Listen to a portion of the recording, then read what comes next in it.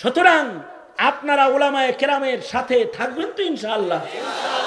আওয়াজ করে বলেন আছেন তো ইনশাআল্লাহ? আলাইহিস সালাতু ওয়াস সালাম। আল্লাহুম্মা সাল্লি আলা মুহাম্মাদ ওয়া আলা আলি মুহাম্মাদ কামা সাল্লাইতা আলা ইব্রাহিম ওয়া আলা আলি ইব্রাহিম ইন্নাকা হামিদুম মাজিদ।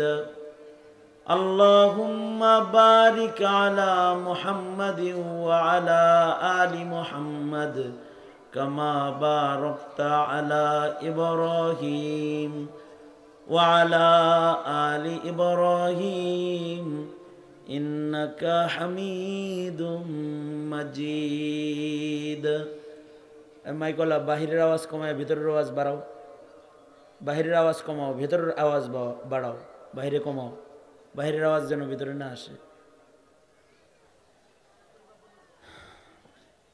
আয়োজিত মাহফিলের মোহতারাম সদার, মোহতারাম সভাপতি, উপস্থিত হজরাত, বুজুর্গ, উলামায়ে কেরাম, সম্মুখপানে সমবেত দিন প্রিয়, ইসলাম প্রিয়, দিনদার ইমানদার মুমিন মুসলমান ভাইয়েরা, পর্দার আড়াল থেকে আলোচনায় শামিল মা বোনেরা, বিশ্বজগতের মালিক, বিশ্ব প্রতিপালকের বিশ্ব দরবারে কালিমাতুর শুকর যে মহান রব্বুল আলামিন দয়া করে, মায়া করে, ভালোবেসে রহমতি বরকতি জান্নাতের টুকরা বাগানে উম্মতের ওলামায়ে দ্বীনদের সোহবতে আল্লাহ তাআলা আসার বসার তৌফিক দান করেছেন। কালিমাতুর শুকর পড়ি, শুকরিয়া আদায় করি, জবান খুলে ভক্তি ভরে সমস্বরে বলুন আলহামদুলিল্লাহ। এত সময় পর্যন্ত ওলামা হযরতগণ কথা বলেছেন। আমার বড়, আমার অত্যন্ত স্নেহের, মোহাব্বতের হযরতুল আল্লাম হযরত মাওলানা মুফতি সাঈদ আহমদ গুরুত্বপূর্ণ নসিহা করবে এবং সে তো আন্তর্জাতিক মানের একজন নাশিদ পরিবেশক। তার সাউথ, তার আওয়াজ বড় মকবুল, মানুষ অনেক ভক্ত তার। গুরুত্বপূর্ণ নসিহত করবে এবং গজল পরিবেশনও করবে। আমি তার পূর্বে খুব সংক্ষেপে কিছু কথা আপনাদের কাছে বলবার এরাদায় বসে গেছি। বরকতের নিয়তে আয়াত হাদিস পড়েছি, এগুলোকে সামনে করে খুব সংক্ষেপে কিছু কথা। আমাদেরকে একজন বানাইছেন, তিনি কে? আল্লাহ তাআলা। কি অযথা আমাদের বানাইছেন? একটা উদ্দেশ্য আছে। আল্লাহ পাকের সৃষ্টির কোনো কিছুই উদ্দেশ্যবিহীন নয়। মা খালাকতা হাযা বাতিলা। আল্লাহ পাক যে একটা পোকা মাকড়রেও বানাইছেন, এটাও একটা উদ্দেশ্যে বানাইছেন। উদ্দেশ্যবিহীন কোনো কিছুই আল্লাহ তাআলা তৈরি করেন নাই। আল্লাহর সৃষ্টির উদ্দেশ্য আছে। এক বুজুর্গ এই আয়াতের দিকে খেয়াল করে তিনি চিন্তা করতেছিলেন যে এই কিরা মাকড়কে, পায়খানার কিরাকে আল্লাহ কি উদ্দেশ্যে বানাইছে, এটা কোন উপকারে বানাইছে, এটা তার মনের ভিতরে আসছে। তা আল্লাহ তাআলা এই বুজুর্গকে এমন এক অসুখ দিছে যে অসুখ ভালো হয় না, চর্মরোগ। শেষ বেলায় বিজ্ঞ হাকিমের কাছে গেছে, পড়ে বলে যে এটা তো একটা স্বাভাবিক চর্মরোগ, কিন্তু এটার ঔষধ তো সবচেয়ে ভালো ঔষধ হলো পায়খানার কিরা, এটা বাইটা রস লাগাইলে ভালো হয়ে যাবে। বুজুর্গ বলে, আল্লাহ তোমার আয়াত বুঝে আসে নাই দেখে শেষ বেলায় পায়খানার কিরা আমার কপালে লাগাইয়া তারপরে এটা বুঝাইলা যে তুমি কোনো কিছু অযথা বানাও নাই। আল্লাহু আকবার বলেন। সবকিছুরই একটা উদ্দেশ্য আছে। আল্লাহর সৃষ্টির ভেতরে দুই ধরনের মাখলুক আছে। এক ধরনের মাখলুককে আমরা চোখে দেখি, আর এক ধরনের মাখলুকরে আমরা চোখে দেখি না, কিন্তু আল্লাহ বানাইছেন। আজব আল্লাহ পাকের সৃষ্টি। তিনি দৃশ্যের সৃষ্টিও বানাইতে সক্ষম, অদৃশ্যের সৃষ্টিও বানাইতে সক্ষম। আল্লাহ পাক দৃশ্যের যে সকল সৃষ্টি বানাইছেন, হাইওয়ানাত, এই হাইওয়ানাতের একটা প্রকার মানুষ।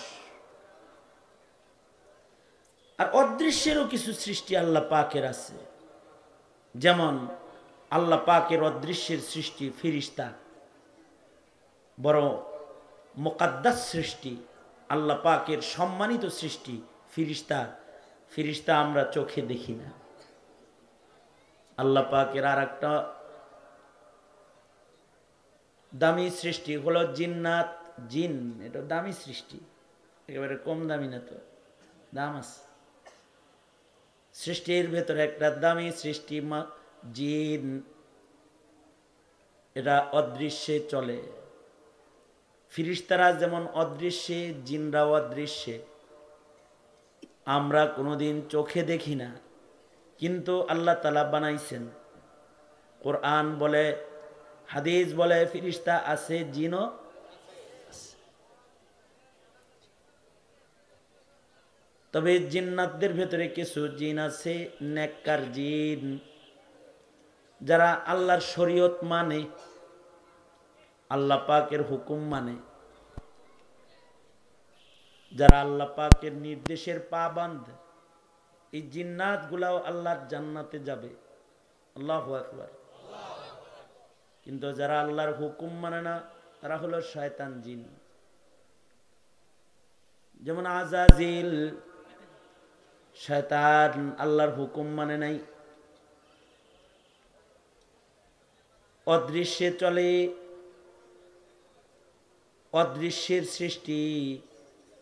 জিনকেও আল্লাহ তাআলা আল্লাহ পাকের ইবাদতের জন্য বানাইছেন। আল্লাহ পাক বলেন, ওমা খালাকতুল জিন্না ওয়াল ইনসা ইল্লা লিয়াবুদুন। মানুষ এবং জিন, জিন এবং ইনসান উভয়কেই আল্লাহ তাআলা যে উদ্দেশ্যে বানাইছেন, উদ্দেশ্যটা হলো ইবাদত। উদ্দেশ্য কি? ইবাদত। কিন্তু আল্লাহ পাকের মুকাদ্দাস সৃষ্টি যেটা ফিরিস্তা, এরা কিন্তু শুধুই ইবাদত করে, লা ইয়াসুন আল্লাহ। তারা আল্লাহ পাকের বিরোধিতা কখনোই করে না, তারা কখনো গুনাহ করে না। আল্লাহ পাকের আজব অদৃশ্যের সৃষ্টি ফিরিস্তা, তারা কখনোই আল্লাহ পাকের নাফরমানি করে না। আল্লাহু আকবার।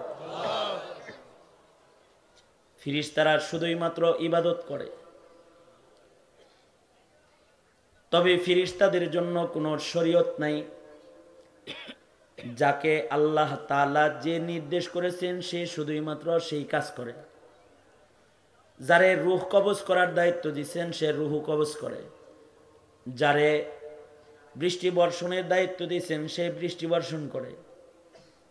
যাকে সিংহায় ফু দেওয়ার দায়িত্ব দিয়েছেন, সে সিংহা মুখে লয়ে বয়ে রয়েছে। যখন আল্লাহ নির্দেশ করবে, দাঁড়িয়ে আছে যেভাবে, ওইভাবে আল্লাহর নির্দেশ পর্যন্ত দাঁড়িয়ে থাকবে। আল্লাহর রাসূল মেরাজ থেকে এসে বলে, ইসরাফিলকে দেখেছি এক পা সামনে এক পা পিছনে সিংহা মুখে নিয়ে ফুঁক দেওয়ার জন্য প্রস্তুত হয়ে দাঁড়ায় রয়েছে। সৃষ্টির পর থেকেই দাঁড়ায় আছে, কিয়ামত পর্যন্ত দাঁড়ায় থাকবে। লা ইয়াসুন আল্লাহ, কখনো বসবে না, কখনো আরাম করবে না। যেভাবে আল্লাহ দাঁড় করায় রেখেছেন, এভাবে সে কিয়ামত পর্যন্ত দাঁড়ায় থাকবে। যখন নির্দেশ করবেন ফু দেওয়ার, তখন ফু দিবে।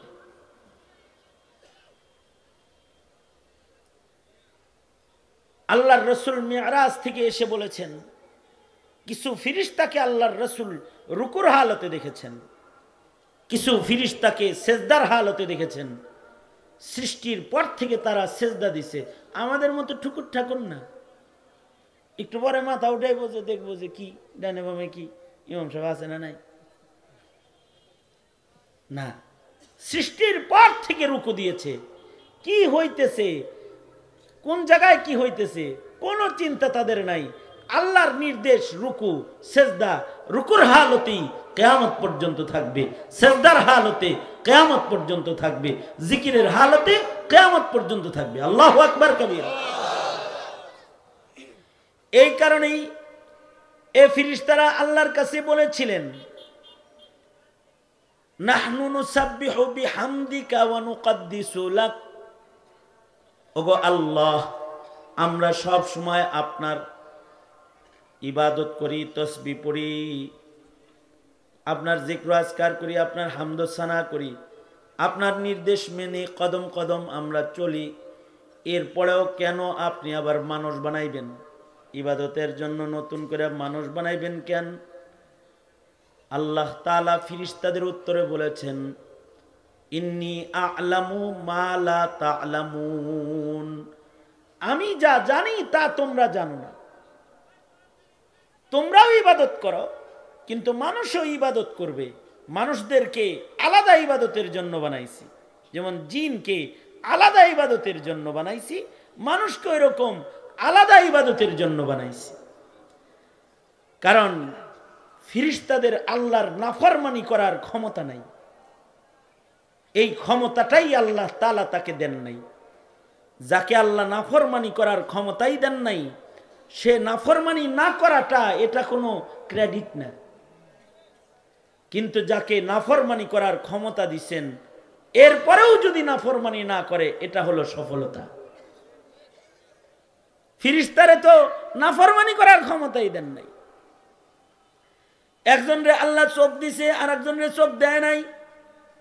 যারে চোখ দেয় নাই সে যদি বলে জীবনে কোনোদিন পরনারী দেখি না আমি, এটা কোনো ক্রেডিট না। আল্লাহ তারে দেখার চোখই দেয় নাই। হ্যাঁ, বলার বিষয় ক্রেডিট হলো ওইটা। আল্লাহ দৃষ্টি দিছে দেখার জন্যে, কিন্তু আল্লাহর হুকুমের বাইরে দৃষ্টি একবারও খরচ করি নাই। আল্লাহু আকবার জোরে বলেন। অর্থাৎ চোখ দিয়া তাকায়া গুনাহ করি নাই। যেমন খাজা কুতবুদ্দিন বখতিয়ার কাকি রহমাতুল্লাহ আলাইহি, উনি ওনার জানাজা পড়ানোর শর্ত দিয়েছিলেন যে এমন মানুষ আমার জানাজা পড়বে যে কোনোদিন তার চোখ দিয়া গুনাহ করে নাই, চোখ দিয়া পরনারী দেখে গুনার ভাবনা করে নাই, এরকম মানুষ আমার জানাজা পড়াইতে হবে। যে শর্তগুলা দিছিলেন তার ভিতরে হলো এই একটা শর্ত এটা। তার মানে চক্ষু দেওয়ার পরেও গুনাহ না করাটা এটা আশ্চর্য। সে পুরস্কার পাওয়ার উপযুক্ত। চোখ নাই, পরনারী দেখে নাই, এইটা কোনো ক্রেডিট না। সার্থকতা হলো ওইটা, সফলতা হলো এইটা যে চোখ আল্লাহ দিছে, তারপরও আল্লাহ নারাজ, এ কারণে খালাতো বোন মামাতো বোন ছায়া দেখে নাই। ফিরিস্তাদের জীবনে কোনো গুনাহ নাই। জিনদের গুনাহ আছে, মানুষের গুনাহ আছে। কারণ ফাআলহামাহা ফুজুরাহা ওয়া তাকওয়াহা, মানুষ বানানোর পরে মানুষকে আল্লাহ তাআলা নফস দান করেছেন, আবার তাকওয়াল্লাহ দান করেছেন। দুই জিনিস দিয়েছেন। খাহেসাত দান করেছেন, তার বিভিন্ন কিছু মনে চায়, এ চাওয়া যেটা এটা তারে দান করছেন। ফিরিস্তারে এই চাওয়াটা আল্লাহ তাআলা দেন নাই। নফস নাই, কিন্তু জিন ইনসানের নফস আছে। জিনদের ভেতরেও কিছু আছে যারা নিজের নফসের খাহেসাত মতো চলে না, তারা আল্লাহর ইচ্ছা মতো চলে। এই জিন্নাতগুলো পাক জিন। মানুষ যেমন আল্লাহর জান্নাতে যাবে, ইমানদার পবিত্র জিন্নাতগুলাও আল্লাহর জান্নাতে যাবে। জিনদের ভেতরে যারা নেককার, এরা জান্নাতে যাবে। এই নেককার জিনদের দল নবীজির কাছেও আসছে। সকল নবীর কাছেই যুগে যুগে নেককার জিন গেছে। আমাদের নবীজির কাছেও নেককার জিন গেছে। সুলাইমান আলাইহিস সালামকে তো আল্লাহ তাআলা ইনস জিনের বাদশাহ বানাইছে। সুবহানাল্লাহ। আরো আস্তে করে বলেন, আগামীকালকে বললেন। হযরত সুলাইমান ইনস জিনের বাদশাহ, শুধু মানুষের বাদশাহ না, হযরত সুলাইমান জিনদেরও বাদশাহ। আমাদের নবী আলাইহিস সালাতু ওয়াস সালাম শুধু মানুষের নবী না, সব মাখলুকাতের নবী, জিনদেরও নবী। আদম আলাইহিস সালাতু ওয়াস সালাম শুধু মানুষের নবী না, জিনদের জন্য নবী। সকল নবীরা মানুষের জন্য শুধু নবী না, জিনদের জন্য নবী। এই কারণেই ইবলিস শয়তান তো জিন, সে মুসা নবীর কাছে গেছে, যা বলছে পয়গম্বর আপনি তো আল্লাহর লগে কথা কন, আল্লাহর একটু জিগায়েন ক্ষমা পাওয়ার কোনো লাইন আমার আসেনি। এক সময় তো সে মুআল্লিমুল মালাইকা ছিল, তখন আল্লাহর লগে কথাবার্তা হইতো। কিন্তু সে যখন অভিশপ্ত হয়ে গেছে, এবার পয়গম্বর মুসার মাধ্যমে আল্লাহর কাছে খবর পৌঁছায়, পয়গম্বর আল্লাহকে একটু বলবেন আমার ক্ষমা পাওয়ার কোনো লাইন আসেনি। তো রেওয়ায়েতে আছে মুসা আলাইহিস সালাম বলে যে আল্লাহ ইবলিসের ক্ষমা পাওয়ার লাইন আসেনি, কবরে সেজদা দিতে কইছে। জেতাটারে সেজদা দিই নেই আর মরাটারে সেজদা দিব আমি। জিনদেরও নবী, নবীরা শুধু মানুষের নবী না, নবীরা জিনদের জন্য নবী। নবীদেরকে আল্লাহ তাআলা যুগে যুগে শরীয়ত দিয়েছেন, এই শরীয়ত জিনেরাও মানছে। আমাদের নবী আলাইহিস সালাতু ওয়াস সালাম যখন মক্কা মুকাররমায় নামাজরত কোরআন তেলাওয়াত করতেছে, একদল জিন এসে নবীজির কোরআন তেলাওয়াত শুনে কালেমা পড়ে মুসলমান হয়ে গেছে। শুধু মুসলমান হয়েই শেষ হয় নাই, আমরা যেমন তবলিগ করি, এ জিনগুলা নিজের রাজ্যে যায় তবলিগ করছে। জিনেরা নবীর কাছ থেকে হাদিস শুনছে, জিনেরা নবীর হাদিস যা তাদের রাজ্যে যা অপরকে শিখাইছে। জিনেরা নবীর কাছ থেকে ইলম হাসিল করেছে, জিনেরা সাহাবায়ে কেরামের কাছ থেকে ইলম হাসিল করেছে। এখনো মাদ্রাসায় জিনরা ইলম হাসিল করে, মানুষদের পাশে পাশে জিনরাও বসে বসে পড়ে। দারুল উলুম দেওবন্দে জিন্নাতরা লেখাপড়া করে, বড় বড় মাদ্রাসাগুলোতে জিন্নাতরা হাদিস পড়ে। শাহ ওলিউল্লাহ মুহাদ্দিস দেহলভীর রহমাতুল্লাহের কামরার ভেতরে তো জিন্নাতরা থাকতো। কিন্তু একদিন জিন সাপের আকৃতিতে শাহ ওলিউল্লাহর সামনে আসছে তাহাজ্জুদের সময়, আর ওলিউল্লাহ মুহাদ্দিস দেহলভী রহমাতুল্লাহ আলাইহি সাপ মনে করে এটারে বাড়ি মারছে আর মরে গেছে। যখন মরে গেছে, তো এই জিনদের রাজ্যের শরিয়া আদালত থেকে দুইজন পুলিশ এসে গ্রেফতার করে ওলিউল্লাহ মুহাদ্দিস দেহলভীকে জিনদের রাজ্যে লয়ে গেছে। একবারে রাজ্যে নিয়ে দাঁড় করাইছে, দাঁড় করায় বলে তুমি যে একটা জিনের উপরে জুলুম করলা, লাঠি দিয়ে মারলা, কাম করলা, এটা জানো সে কে? মুহাদ্দিস দেহলভী জিনদের রাজ্যে যাওয়ার পরে দেখে হাজার হাজার জিনরা একত্রিত হয়েছে, একজন বয়োবৃদ্ধ জিন বসে রয়েছে, কাফনে সজ্জিত একজনকে মাইয়িত হিসেবে জানাজা করার জন্য কাতার করছে। জানো সে কে? কে সে? সে হলো আমাদের রাজ্যের বাদশাহ, মুসলিম জিনদের বাদশাহ। এই বাদশার ছেলে যারা তোমার কাছে হাদিস পড়ে তাদের একজন সে। বাদশাহ তার সন্তানদেরকে তোমার কাছে হাদিস পড়তে পাঠায়, আর তুমি কিনা বাড়ি দিয়ে মাল্লা, একটা জান মাল্লা, জানের বদলেতে জান। তোমাদের ধর্মে কি শরীয়ত কি বলে?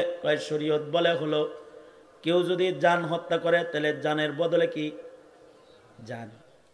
কানের বদলে কান, জানের বদলে জান, দাঁতের বদলে দাঁত, নাকের বদলে না। কেউ যদি জুলুম করে কাউকে হত্যা করে তাহলে তার বিচার হলো কিসাস, তাকে মৃত্যুদণ্ড দেওয়া হবে। সুতরাং তাহলে তোমার তো এখন মৃত্যুদণ্ড হওয়া উচিত, কারণ তুমি একটা জিন মেরে ফেলাইছো, তলবে ইলিম তাও নেককার জিনকে তুমি হত্যা করে ফেলেছো। দুনিয়ায় বিচার হওয়া ভালো, হাসরে যেন বেজ্জতি না হও। মুহাদ্দিস দেহলভী থরথর করে কাঁপতেছেন আর বলতেছেন আপনারা আদালতে আমার বিচার করে দেন, কারণ আল্লাহর আদালতে আসামি হয়ে দাঁড়ানোর মতো সাহস আমার নাই। বিচার করেন। অদৃশ্যের জিন এটারে মানলেই যদি বিচার হয়, তাইলে যারা দৃশ্যের মানুষকে গুলি করে রাজপথে রক্তাক্ত করে ফেলে, শাপলা চত্বরকে যারা রক্তাক্ত চত্বরে পরিণত করে, শহীদি চত্বরে পরিণত করে, তাদের বিচার কেমন হওয়া দরকার? তাইলে যারা দৃশ্যের মানুষের উপরে জুলুম করে। মুহাদ্দিসে দেহলভী তিনি কিসাস নেওয়ার জন্য রেডি হয়ে গেলেন। এমন সময় একজন বয়োবৃদ্ধ জিন দাঁড়ায় বলে, থামো, কিসাস হবে না। সে বলতেছে, সামিয়াতু আনিন নবী সাল্লাল্লাহু আলাইহি ওয়াসাল্লাম, আমি আল্লাহর রাসূলের মুখে শুনেছি। তার মানে হলো এই জিনটা সাহাবী জিন। সুবহানাল্লাহ, আগামীকালকে বলেন সুবহানাল্লাহ। এই জিনটা সাহাবী জিন। সে বলতেছে, আল্লাহর রাসূলের কাছ থেকে আমি শুনছি, আল্লাহর রাসূল জিনদের যে বিধান বর্ণনা করেছেন সেটা হলো এই, জিনদেরকে আল্লাহ অদৃশ্যে চলার ক্ষমতা দিয়েছেন, কিন্তু জিনদেরকে আল্লাহ এ শক্তি প্রদান করেছেন, এতা শাক্কালু বি আশকালিম মুখতালিফাতিন, জিনরা যে কোনো সময় যে কোনো মুখতালিফ শেকেল তারা ধারণ করতে পারে। তারা মানুষের আকৃতিও ধারণ করতে পারে, তারা সাপের আকৃতিও ধারণ করতে পারে, তারা বিড়ালের আকৃতিও ধারণ করতে পারে। যে কোনো আকৃতিতে নিজেকে সে পেশ করার যোগ্যতা রাখে। এই ক্ষমতা জিনদেরকে অলৌকিকভাবে আল্লাহ তাআলা দান করেছেন। জিনদেরকে অলৌকিক দুটি জিনিস আল্লাহ আলাদা দিয়েছেন, সেটা হলো মওত পর্যন্ত জিনদের যৌবন থাকে। মানুষের যৌবন মওত পর্যন্ত থাকে না। সুম্মা রাদাদনাহু আসফালা সাফিলিন, বুড়ি হইলে পরে যৌবন শেষ, বুড়া হইলে, এই কথা বললেন, বুড়ি হইলে যৌবন শেষ, বুড়া হইলে যৌবন শেষ। আসছে? হ্যাঁ, আসেনি? তাকবীর। এবারে না, এবারে মুফতি সাহেব, এই চেয়ার দাও একটা। না না না, চেয়ারে বসেন না, চেয়ারে বসেন। কথাটা খুব ছোট্ট কথা। কি বললাম আমি? দুনো হাত উপরে তুলেন, নাড়াচাড়া দেন, জবান খুলে বলেন আল্লাহু আকবার, হাত নামান। এই যেমন হাত না ওঠানোর সময় ছিলেন, ওইরকম আমার দিকে থাকেন। জিনদেরকে অলৌকিক দুটি জিনিস আলাদা দিচ্ছেন, সেটা হলো মৃত্যু পর্যন্ত যৌবন। তোমার মরা পর্যন্ত যৌবন না। জিনদের যৌবনে ভাটা নাই, আর তোমার বড়ি ছাড়া চলার উপায় নাই। কতক্ষণ পর পর খালি যাইবে হইল কি আয়ুর্বেদিক ঔষধের কাছে আর হোমিওপ্যাথিক ডাক্তারের কাছে। মানুষের হইলো এই দশা। জিনদের কি কলিকাতা হারবাল। জিনদের যৌবনে কোনো দুর্বলতা মওত পর্যন্ত আসে না, একটা। দ্বিতীয় নম্বর হলো তাদেরকে আল্লাহ তাআলা নিজেকে বিভিন্ন আকৃতিতে প্রকাশ করার যোগ্যতা দান করেছেন। সঙ্গত কারণে এটারও বিধান নবীজি বলেছেন যে কোন জিন যদি ইচ্ছা করে নিজের শেকেল পাল্টায়, তারে না চিনা যদি কেউ মারে, তাহলে এটা হত্যা হবে না, এটা দুর্ঘটনা হিসেবে গণিত হবে। সাপের আকৃতি ধরছে, তখন যদি তারে কেউ বাড়ি দিয়ে মারে, তাহলে এটা দুর্ঘটনা হবে। কিন্তু আল্লাহর রাসূল দেখেন, শুধু মানুষের হক আদায় করেন নাই, আল্লাহর রাসূল জিনের হক আদায় করছে। আল্লাহর রাসূল সাহাবায়ে কেরামদেরকে বলে, সাহাবীরা, ঘরের ভেতরে কোনো সাপ দেখলে এ সাপকে সরাসরি আঘাত করে মেরো না, আগে আওয়াজ দাও তারপরে।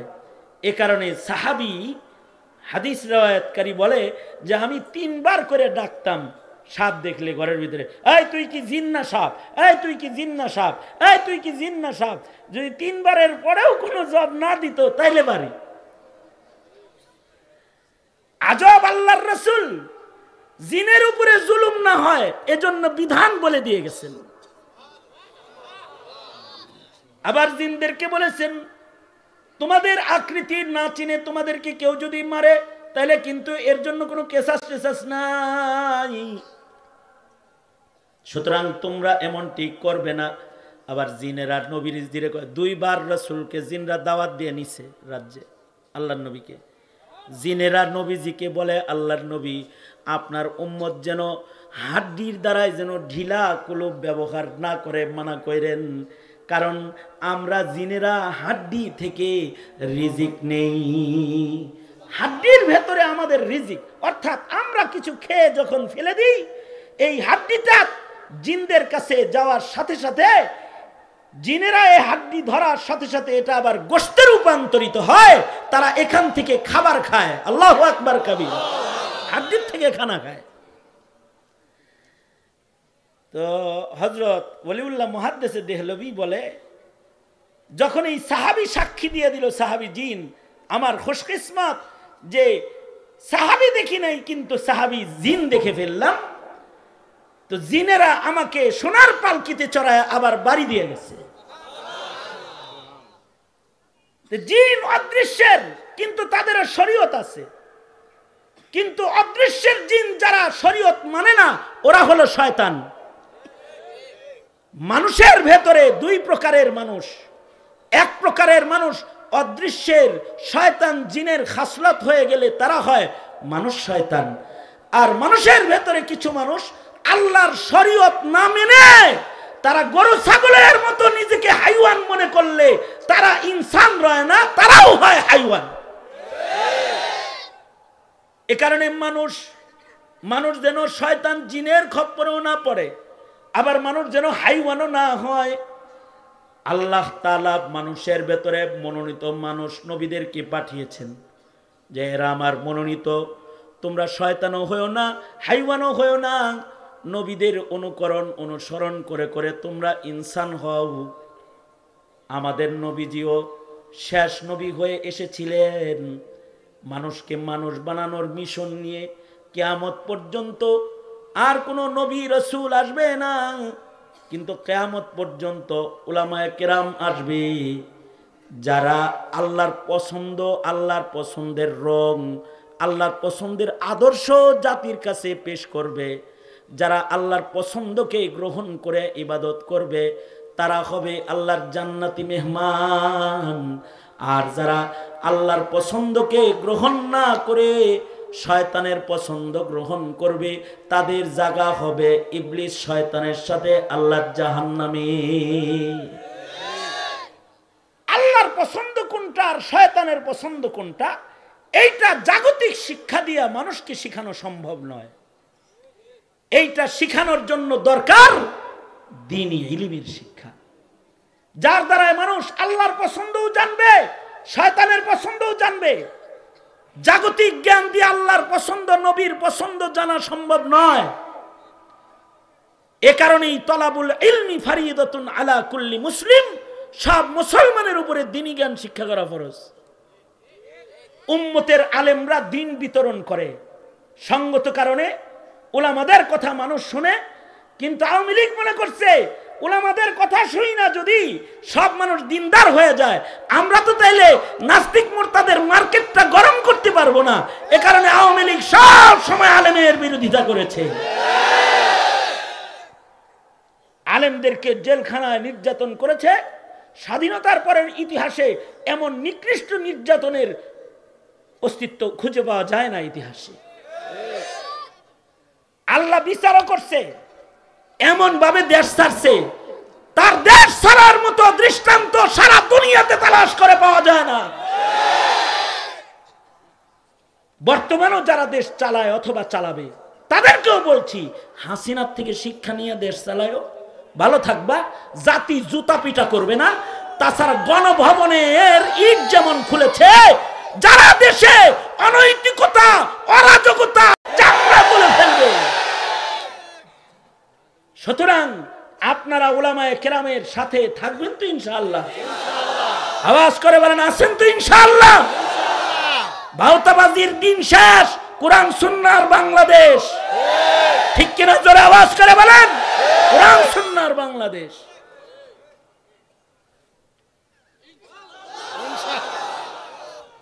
আজকে যেমনে বসা আছেন, যেমনে দাঁড়ানো আছেন, ওলামাদের সাথে যে আছেন দেখাইবেন। একটা লোক যদি মাথা নাড়া দিচ্ছেন আমি ওঠার পরে, হাত নামান, আবার দেখা হবে ইনশাআল্লাহ। আসসালামু আলাইকুম।